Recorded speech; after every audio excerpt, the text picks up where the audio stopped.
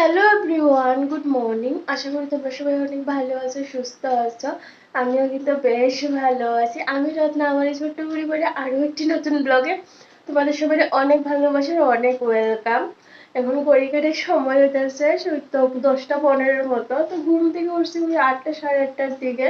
তো ঘুম থেকে উঠতে সেরে না, এই যে সামনের ঘরে এসে আবার ঘোরাঘুরি করতেছিলাম। তারপর একটু ভিডিও এডিটিং এর কাজটা আছে, যেটা পেন্ডিং আছিল, কালকে রাতে শেষ করতেছি না, কখন যে ঘুম লেগে গেছে এডিটিং করতে করতে। তো এইটা কমপ্লিট করছি। কইরা সেটা ফ্রেশ হইছি, ফ্রেশ হয়ে এসে এরা জল খাইলাম। তারপর ওই যে চিয়া সিডগুলি ভিজিয়ে রাখি আর ড্রাই ফ্রুটগুলি এগুলি খাইছি। খাইয়া এখন এই যে মাথা ব্যথা আশ্রাইলাম। আচ্ছা, এখন যেমন ছাদে কিছু কাপড় আছে, কালকে সারাটা দিন মেঘলা মেঘলা করে আসছিল আর রাতের দিকে প্রচন্ড বৃষ্টিও হয়েছে, কিন্তু এখন বেশ ভালো রৌদ্র উঠছে। তো এই যে এখন কিছু কাপড় কালকে ধুয়ে বাড়ির মধ্যে মেইলা দিছি, এগুলি এখন ছাদে দিয়ে আমো আর কি। রৌদ্র উঠছে, তো রৌদ্র আজকে যদি না দেই তো কোন জানা আবার কখন বৃষ্টি হয়ে যাবে গা। ওয়েদারে দেখাইতেছে আমাদের এখানে প্রচন্ড পরিমাণে বৃষ্টি হইতে পারে। তো ভাবলাম এখন যেহেতু রৌদ্র উঠছে এটি দিয়ে পরে শুকাইও যাইব গা। আবার নাইলে কোন সময় বৃষ্টি হয়ে পড়বো, কাপড় শুকাইতো না। আরো কিছু আছে যেগুলি বালতিতে রাইখা দিছি, ভিজাইছি না, এগুলি ভিজামো। আগে দিনটা দেখালে কেমন, তারপর গিয়ে ভিজামো।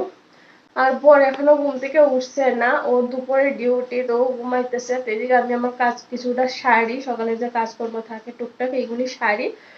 আর তারপর রান্না বান্না বোয়ামো। তো চলো, বেশি কথা বলে, রোদ্র উঠছে, আবার কোন সময় বৃষ্টি হয়ে পড়বে, কাপড় যদি না আসুক। দেখালে দিনের অবস্থা কি। হ্যাঁ, এখন অব্দি ভালোই দেখা যাইতেছে। তো চলো, এখন অব্দি ভালোই দেখা যাইতেছে। তো চলো কাপড়গুলি আগে দিয়ে তারপর তোমাদের সাথে কথা হইতাছে। এই হইতাছে এই যে দিনের অবস্থা। বেশি একটা রৌদ্র না, হালকা একটু রৌদ্র উঠছে। তো এই রৌদ্রে যদি জামা কাপড়গুলি শুকায় যাবে, এই যে জামা কাপড়।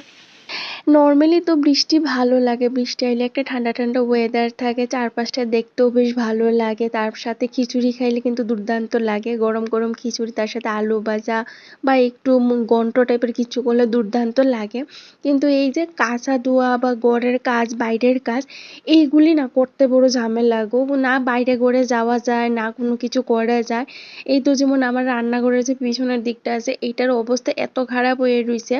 একটু বৃষ্টি উপরের দিকে সমস্ত জল আয়ে নিচে পড়ে, আর তার সাথে মাটি আয়ে, আর ওই যে নারকেল গাছের যা ফুল আছে সব কিছু একসাথে এসে এখানে, মানে খুব বিশ্রী একটা অবস্থা।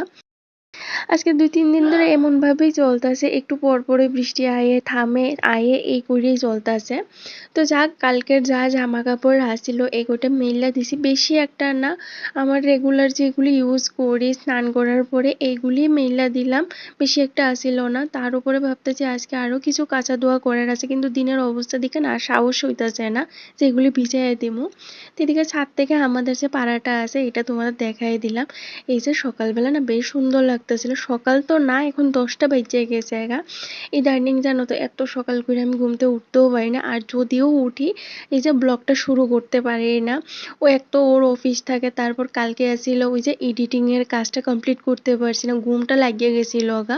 শরীরটা না প্রচন্ড ব্যথা করতেছিল, তার সাথে কোমরে ব্যথা করতেছিল, ভাল লাগতেছিল না। আর গায়ে একটা জ্বর জ্বর, মানে প্রত্যেকটা দিনই রাত্রেবেলা হালকা করে একটু জ্বর আয়ে, তার সাথে শরীরের ব্যথা। তো এই করে কালকে না কখন যে ভিডিও এডিট করতে করতে অটোমেটিকলি ঘুম ধরে গেছে, আমি কইতেই পারি না। তো যাক, সকালবেলা উঠতে আগে এই কাজটা কমপ্লিট করছি, তারপরে এই যে ফ্রেশ ট্রেশ হয়ে এসে ঘরের কাজগুলি শুরু করলাম। তো এইদিকে আমি আগে জামা কাপড়গুলি মেইলা দিয়েছি, কারণ দিনের অবস্থা ভালো না, কখন বৃষ্টি কখন রৌদ্র কোনো ঠিক ঠিকানা নাই। রৌদ্র তো উঠছে না, কিন্তু একটা বাতাস আছে, যদি বাতাসে বাকি জামা কাপড়টা শুকায় জায়গা, হালকা তো শুকাই রয়েছে, কিন্তু বাকি যে জলটা আছে এটা যদি শুকায় জায়গা, তাইলে এই যে বাকিটা কাঁচা ধোয়া করতে পারমু। তো চলো, এইদিকে এই যে আয়াসের আগে করে দরজা জানালাগুলি খুইলা দিছি রান্নাঘরের। আর ওই যে রান্নাঘরের শাটারের দরজাটার নিচে না আমার একটা কাপড় দিয়ে রাউন লাগে, নাইলে বড় বড় যে চেলাগুলি আছে এগুলি ঢুকা জায়গা। রাত্রেবেলা তো রান্না করে বা বাথরুমে এত তেলি চূড়া আর এই যে চেলাগুলির উৎপাত, এই কারণে এখন এই যে কাপড় দিয়ে রাখি। এইটা দিলে একটু মানে নিশ্চিন্তা থাকা যায় আর কি, যে এইটা দিয়ে মানে এইটা পার করে তো আইতে পারতো না। আর তার সাথে ওই যে ছুঁচো যে কয় এইটাও ভীষণ যন্ত্রণা করে, বেশ কয়েকদিন যন্ত্রণা করছে। তো এখন কাপড়টা দিয়ে রাখুন আর আইয়ের না। তাইলে চলো এবার এই যে আস্তে আস্তে করে কাজ শুরু করি। বেলা তো আর কম হয়েছে না, তার উপরে স্নান পূজা এগুলিও তো রয়েছে, বরের অফিসে আছে। তো চলো, ও ঘুম থেকে উঠে গেছে গা, এইদিকে আমি আমার কাজগুলি সারি টুকটুক করে সেইরা। তো প্রথমে আগে সামনের ঘরে বেডশিটটা চেঞ্জ করে দিয়েছি, এটা না ময়লা হয়ে গেছে প্রচণ্ড। আর দিনের অবস্থা এরকম দেখে না আর মানে চেঞ্জ করতেছিলাম না, ভাবতেছিলাম যে একবারে চেঞ্জ করে কাঁচা ধোয়া কইরা লামো। কিন্তু এই যে দেখে এখন দেখা যাইতেছে আর কি চেঞ্জ না করে কোনো উপায়ই নাই। এই যে চেঞ্জ করে পুটলা বাইন্দা রাইখা দেওয়ান, এটা না ভুললেও যায় অনেক সময়। দেখবে এক সপ্তাহ যাকে তারপর হঠাৎ করে ওই জায়গাটা কাজ করতে গেলে মনে হয় আর এই যে এখানে তো বেডশিট রাখছি চেঞ্জ, এটা তো কাঁচা ধোয়া করেই হইছে না। এই হয়তো ভাবতেছিলাম একবারে চেঞ্জ করে সঙ্গে সঙ্গে ধুয়ে এলামও, কিন্তু কি আর করার, এখন তো করতেই হইব। এই হয় গো, বৃষ্টির দিনে না কাজগুলো একটু বুঝা শুনা বুদ্ধি কাটাইয়া ব্রেন কাটাইয়া মানে 100% ব্রেন কাটাইয়া কাজ করতে হয়। নাহলে দেখবা এমন কত কাজ আছে যেগুলি এমনি পইরা থাকে, পেন্ডিং থাকে, মানে ঠিকঠাক মতো হয় না। আর ঘর দোয়ার অবস্থা বিশ্রী হয়ে থাকে। আর কি জানো তো, ঘর দোয়ারটা যদি একটু পরিপাটি না থাকে, গুছাইনা না থাকে, তাহলে কেমন জানি লাগে, একটা অস্বস্তি অস্বস্তি ফিল হয়।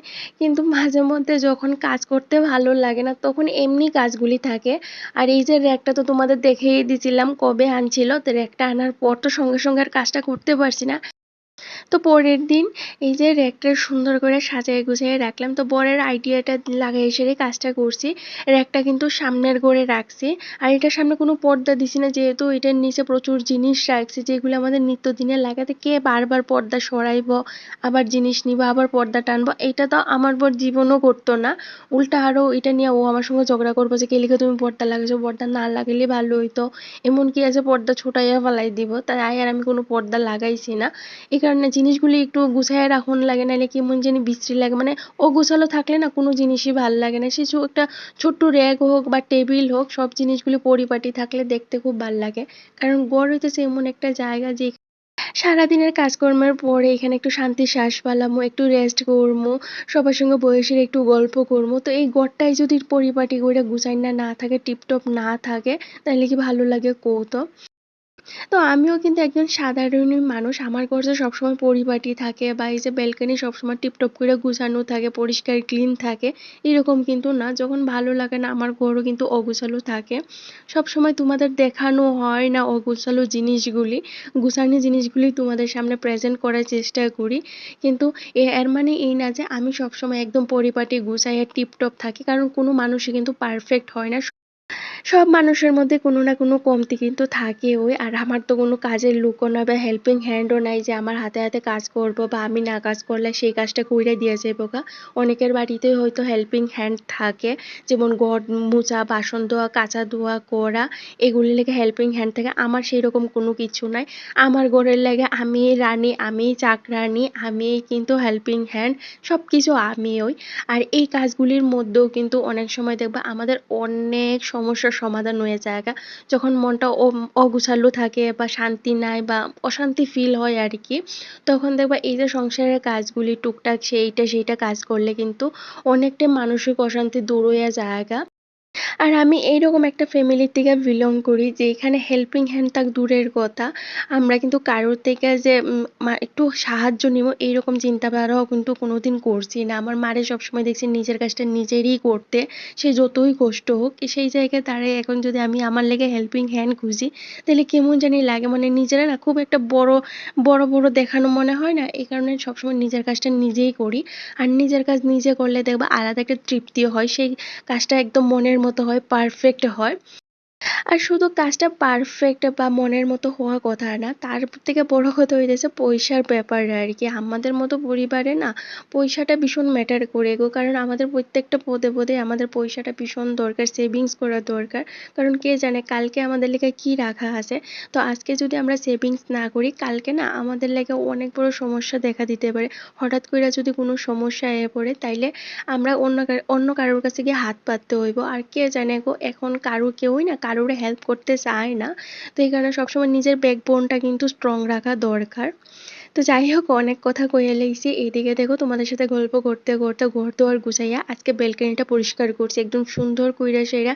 সব জিনিস সরাইয়া সরাইয়া আগে ভালো করে ঝাড়ু দিছি। এই যে মাটিগুলি পইরা পইরা না টপটার নিচে একদম পুরোয়া মাটি জইমা রয়েছে, তো প্রত্যেকটা টপই কিন্তু সরাইয়া সরাইয়া ভালো কইরা নরমালি ঝাড়ু দিয়া তারপরে এই যে এইবার জলটা ধুইয়া দিতেছি। তার সাথে কিন্তু ওই বাইরের দিকে যে অপরাজিতা ফুল গাছের লতগুলি গ্রিলের মধ্যে বাইয়া উঠছিল, এগুলি না একদম সাদা হয়ে গেছে, কেড়ে জানি বুঝতেছি না, পোক তো ধরছে না, তারপরে সাদা সাদা হয়ে গেছে গা। ফ্লাওয়ার তো কোনো নামগন্ধই নাই, এই কারণে কি করলাম এগুলি কাইটটা দিছি।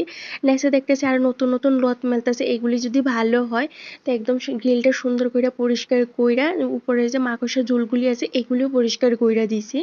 তারপর জল দিয়া ধুইয়া একদম সুন্দর কইরা পরিষ্কার করে টিপটপ করে ঘরে আইয়া পড়ছি।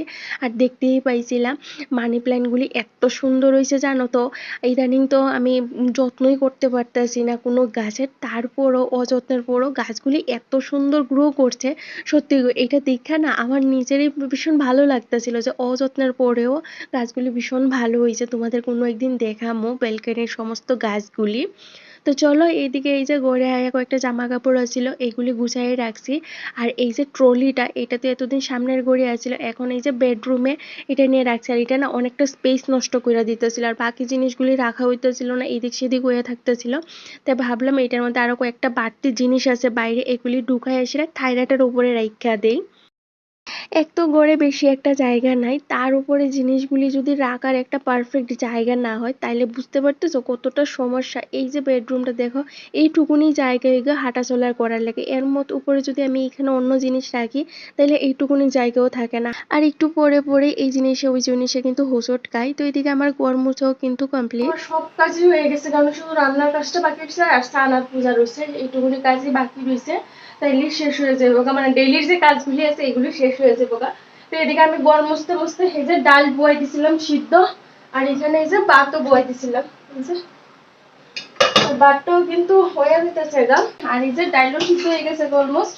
আর একটু, আর আজকে রান্না করবো কি বলতো, বেশি কিছু করতাম না, অল্পই ডাল ভাত করবো। আর এখানে আছে এই যে মাছ, একটু গুড়া মাছ আছে, এটা হইতেছে কি আসে মহা মাছ, এটা দিয়ে সেটা পাতলা করে একটু ঝুল করবো পেঁয়াজ দিয়া সেটা, আর কম মশলা দিয়ে আর কি এটা দিয়ে ঝুল করবো। ওখানে হইতেছে এই রান্না বাড়া।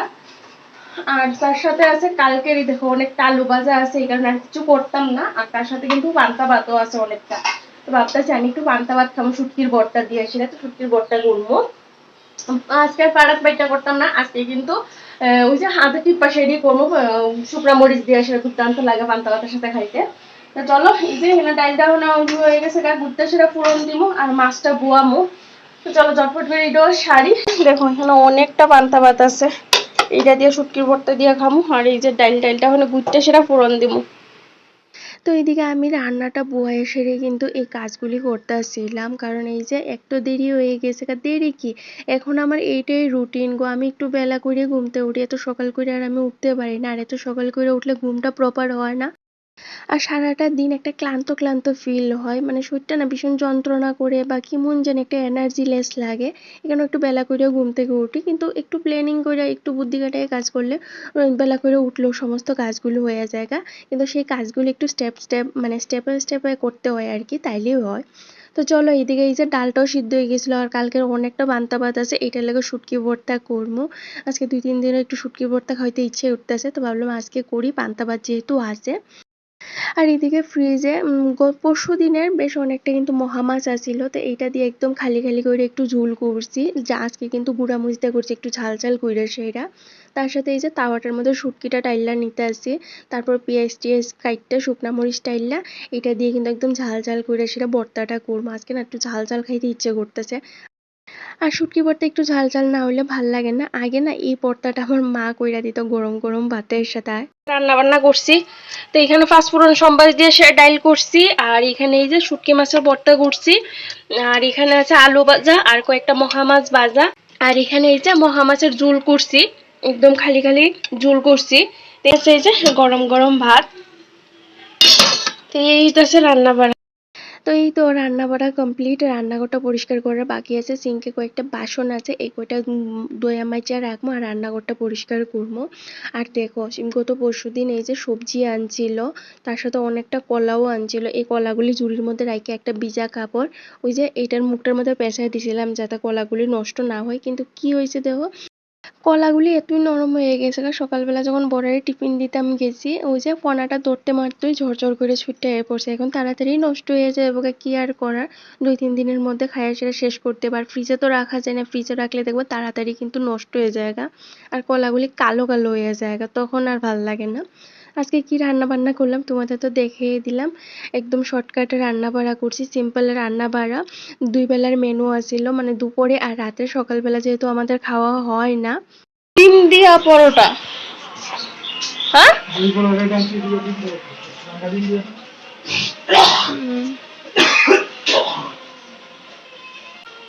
আইছে গাড়ি, সাবধানে যাইও। তো গেছে গা ডিউটি আর বৃষ্টি পড়তেছে ফেনের ফেনের। স্নান করে এসে এরা ঠাকুর সেবা দিছি আর যে কাপড়গুলি ভিজাই দিছিলাম দিনটা দিকটা সেইরা ওই ছাদে মেলে দিয়ে এসে পূজা দিতে দিতে বৃষ্টি পড়া শুরু হয়েছে। তারপর আবার এই যে অর্ধেক পূজা দিয়ে দইরা গেছি গিয়ে এসে কাপড় আনছি, এই যে বালতির মধ্যে দেখো এইখানে। তখন আবার এই যে গুড়া গুড়া বৃষ্টি পড়তেছে, দেখি বান্নাত মেল্লা দিব, দিনটা যদি উঠে তাইলে আবার নিয়ে ছাদে মেল্লা দিব। জানো তো বৃষ্টির দিনে মানে কোনো কাজই না ঠিক ঠিকানা নাই। এই দেখবো বৃষ্টি এই পড়ছে, কাঁচা ধোয়া করতেও একটা ডর থাকে, এই যে বৃষ্টি এই পড়বো ভিজা কাপড়, তারপরেও কি করবো একটু জলটা টাইম না জায়গা তো, আর একদম যদি এবার ভিজতে দিই তারপরে আবার শীত মেলতে লাগবো, বড় ঝামেলা। সেই কারণে লুয়েই পড়ছিলাম। সকালে তো কি সুন্দর রোদ্র উঠছিল দেখছিলাম, এই বাকি কাপড়গুলি শুকাই গেছিল যেগুলি সকালে দিছিলাম, কিন্তু ওখানে এই যে আবার আকাশের অবস্থা মেঘলা মেঘলা হয়ে গেছে। তো চলো যাই হোক, ওয়েদারটা বেশ ভালোই আছে, ঠান্ডা ঠান্ডা ওয়েদার আছে। আমি স্নান পূজা সারছি, ওই যে ওরা ডিউটি পাঠাইলাম, এবার আমি খাওয়া দাওয়া করবো। এই যে গ্রিলটা তালা দিই, তারপরে গিয়ে খাওয়া দাওয়া করবো। আর কি রান্না করছি তোমাদের তো দেখেই দিছি, তখন খাওয়া দাওয়া করবো। আমি আর কথা বলতে পারতেছি না, ক্ষুধা লাগছে প্রচন্ড পরিমাণে। তো চলো ঘরে যাই এখন। ওই যে গ্রিলটা তালা দিয়ে না রাখলে কোন সময় কি দায়ে পড়বো আমি কইতেও পারতাম না ঘরে থাকলে।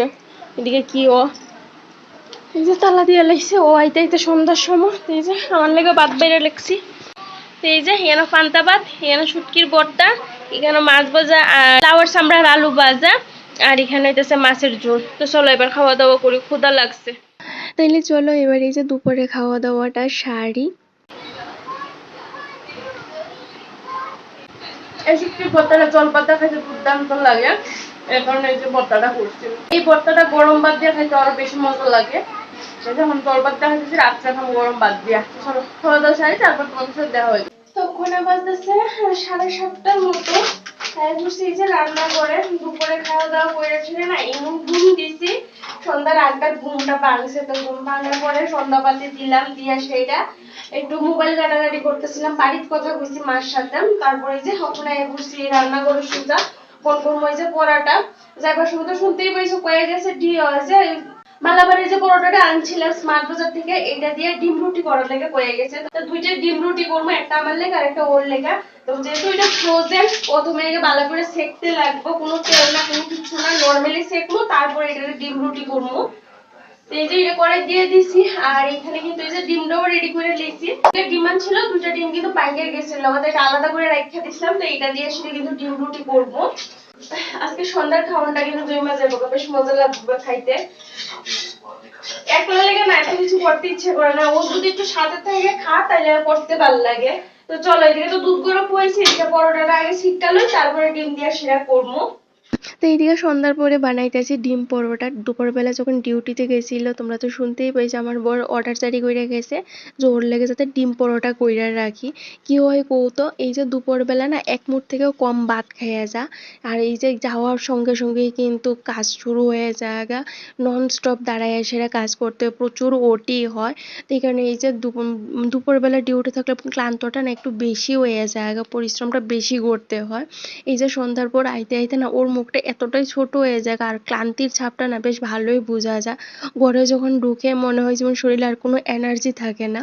তো ডেইলি তো আর পসিবল হয় না যে একটু ভালো করে কিছু টিফিন করবো, ওই যে চা বিস্কুট আর করলেও খাইতে চায় না, করলে না খাইতাম না তাইলে ভাত খেতে পারতাম না, এই হইতেছে সমস্যা। আর ওর না গ্যাসের সমস্যা প্রচন্ড পরিমাণে, এই কারণে যে কোনো জিনিসই হোক একটু বুঝে শুনে ওর খাইতে লাগে, নাহলে গ্যাস হয়ে যায়। আর গ্যাস হলে তো বুঝতেই পারো কতটা কষ্ট। এই কারণে এই যে আজকে ডিম পরোটা করতেছি ওর আবদার যেহেতু। এই যে সন্ধ্যার টিফিন রেডি, চা করছি আর টোস্ট দিয়ে সেটা বড় দিলাম চা বিস্কুট, আর এখানে করছি এই যে ডিম পরোটা। এই যে আমার এটা আর বরের এটা, তো এই হচ্ছে সন্ধ্যার টিফিন।